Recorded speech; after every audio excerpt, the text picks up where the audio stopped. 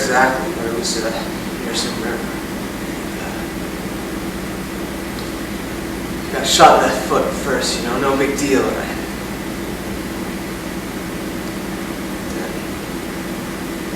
I got up and I started running around, you know. It was back in the woods, right? Like I was John Wayne. Oh, tap, tap, tap, tap! Come on, Charlie, motherfucker! And I heard this crack right above my right ear, man.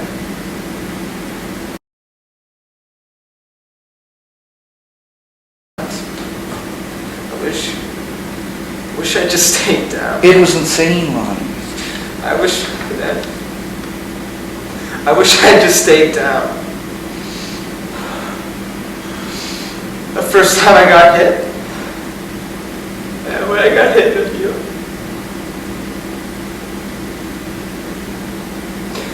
I should have just stayed down, man. I mean, I had the $1 million wound. And who cares if I was a coward? I was castrated that day. And why? Because it was stupid. Stupid.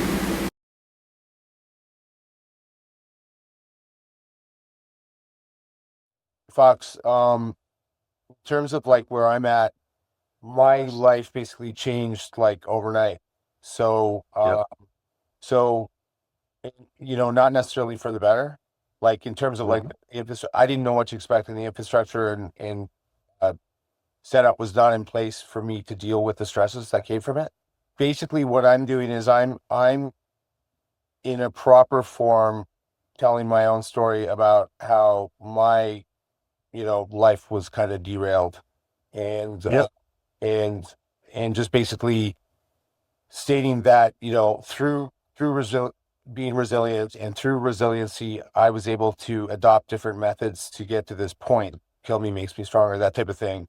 Every cliche is a cliche because it's true. And I'm lucky to be alive. I got misdiagnosed when I went for a Pearl Jam concert in London, ended up in the hospital, and lost a bunch of time, and I had to go personally bankrupt. So, so essentially, like, I've been through the ringer, and it's been absolutely brilliant. And I don't want anybody else to ever go through that, normally be in.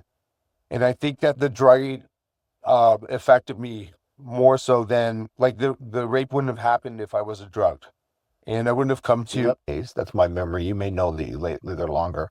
My memory is you were there for 2 or 3 days, and during that time you were just didn't want to come back, go home and face your family. I assume I got the impression it's because you were embarrassed. You didn't want to have to tell them what happened because you knew it would be embarrassing for you, but also hurtful to them. The thing that I remember the most, which I'll never forget, was the night that you woke me and Megan up in the middle of the night, and me and you went in and sat on the floor in her bedroom, and you just talked and cried as much as I've ever seen a grown man cry. Then, like I said, it was like a moment, something you see in a movie that they show at the Oscars for the Oscar clip of a person crying and emoting, and thinking, this is real. This isn't just a movie. This is a real thing that can happen to a person, and this is how a real person reacts to it. I guess I'll never forget that. I mean, I believe I was in a state of psychosis. I didn't understand any of that at the time. I believe that, and this is why I believe I should have stayed down. It was like a repeat over and over again. But I feel like my soul was crushed that night, and I don't think I've ever recovered. You know, started out of the combination of doing theater and plays and the work with Peter Wilkins at civ.com.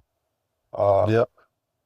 And interviewing the likes of Kiefer Sutherland and Jonathan Torrens, and like everything for a reason. Like, it was meant to happen the way that it did, and I meant to do this project, and I meant to try to help as many people as I can.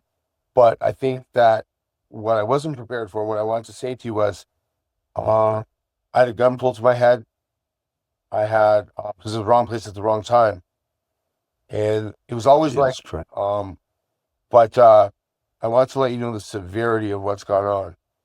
and the police, like, they don't even know what to do. Like, they don't even touch it. The redness in my face is from the intensity of this topic, and to reconnect with my good friend Christopher Fox. I guess this would normally be tears, and I just kept it together, but that was pretty major. That filled in some gaps that I had with respect to the incident, the aftermath, the immediate aftermath.